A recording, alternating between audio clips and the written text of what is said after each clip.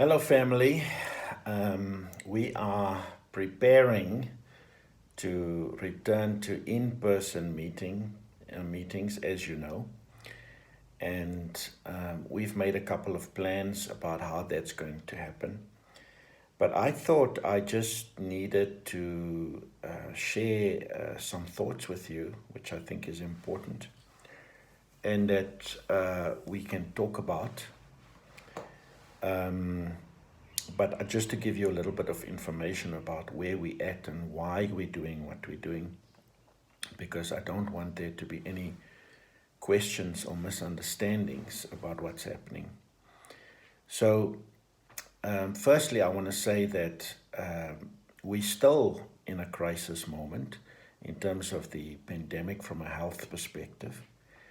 The government had to make changes and take us to level 1 for economic reasons, but we by no means can throw off any caution about where we are at in regard to COVID-19 infection and the virus itself.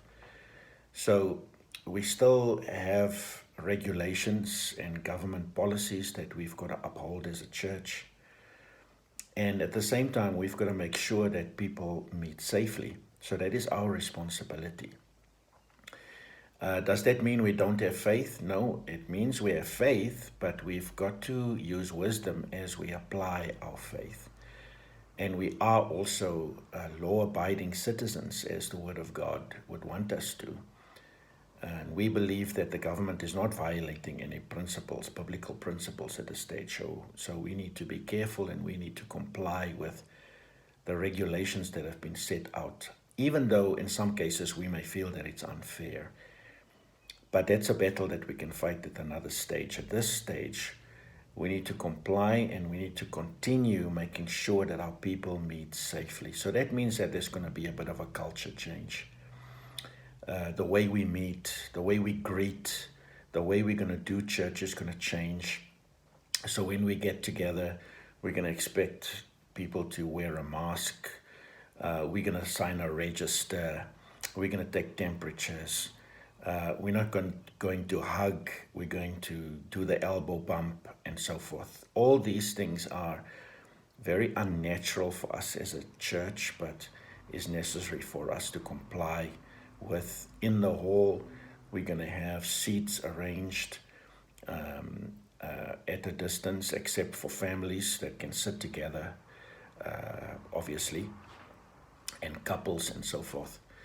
But I thought that it's important that we start realizing that we will be gathering in a very strange way. But there is method behind this madness. The other thing also is our children. We've got a large contingency of families with small children. And it's very difficult to handle children in terms of social distancing and so forth. So we have set an age limit of children that can attend the Sunday service at this stage. Now, it feels so unnatural and exclusionary, but there's a reason behind it. So we want to ask you to be patient with us. I want to ask you to bear with us during this time because we are balancing a whole lot of balls. We are talking to our Every Nation citywide pastors and leaders, and we are collaborating together. We're looking at what the church is doing nationwide and international. And we are doing our best to comply with every single issue that comes up, even in terms of worship and singing and so forth. So I want you to know that we are doing whatever we need to do on our side to make sure that we gather safely and appropriately, and that we are not going to be in a place where somebody can point a finger at us to say that we have flouted the rules and the regulations, or even if the government would visit our meeting, they would find that we have been compliant. I'm excited about the fact that we can now, at last, meet in person. We're planning to do that once a month on the 11th of October, the 1st of November, and the 6th of December.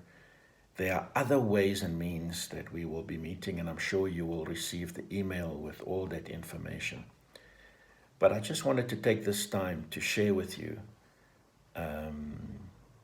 why we're doing the way we are going about it. If you're sick, it's better to stay at home. If you know somebody at home that's sick, it's better to stay at home.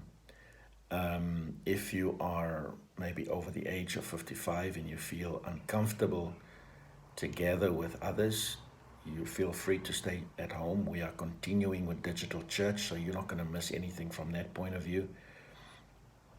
And if you have a chronic illness, the same would apply there as well. It really is up to you whether you want to come and fellowship, but we're going to do everything on our side to make sure that we comply with the regulations in regard to safety and health, but at the same time also starting the journey of getting back together.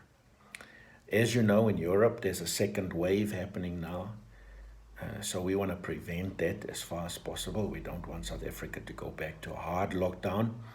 And we've got our role to play as well to make that a reality. So as a church, together with our Every Nation family citywide, we are planning to do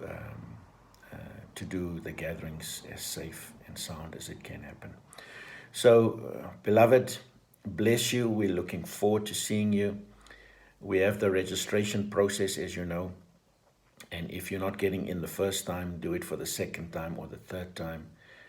But we would love to see as many of you as possible. We're thinking of hosting 70 adults in the main building venue at Orban School. We unfortunately don't have access to the classroom, so our children will have to be on the grass area or another area that we're thinking of making available. But we will be planning that very well, and we will be keeping you informed as to how we will be gathering going forward. So the Lord bless you and keep you, and I will be sending messages like this on and off during our time, and I pray that the Lord would just continue to guide us. And by the way, we are looking for our own venue. We are visiting different places, researching. I believe it is our time to get our own venue. If you find something or see something, do let us know, myself or Marina, and we will follow that up. So God bless you, and looking forward to seeing you again. Bless you. Bye-bye.